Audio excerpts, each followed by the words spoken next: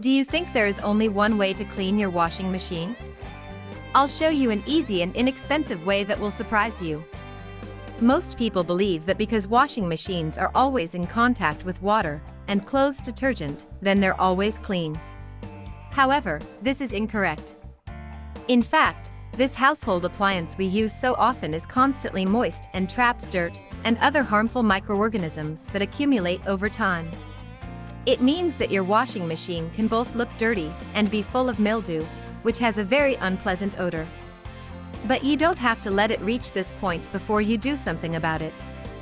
Cleaning your washing machine regularly will ensure that it stays clean and mildew-free. In today's video, we're going to teach you a simple, cheap way to clean your washing machine. This tip is mainly directed towards washing machines with the door on the front, where all of the dirt and mildew builds up. Here's what you need. 2 glasses of white vinegar.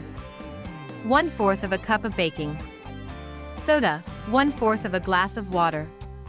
Begin by removing the rubber band that seals the door and wipe it clean with a damp cloth, doing the same on the door and drum, removing all visible dust and dirt. Now mix the baking soda with the water and pour the mixture into the detergent compartment of the machine. Add the vinegar to the drum and start a normal washing cycle using hot water. While the machine does all the work, you can wipe the outside of it using a soft cloth soaked in a vinegar and hot water mixture. After thoroughly cleaning the entire machine from the outside, wipe out down with a dry cloth. Once the cycle is over, you can clean the inside of the machine with a normal sponge or some steel wool while the drum is still warm. Clean the drum and the inner corners of the machine and door. Don't forget to also clean the detergent compartment. It is recommended that you do this at least once a month to keep your machine free of dirt and mildew. Did you like the information?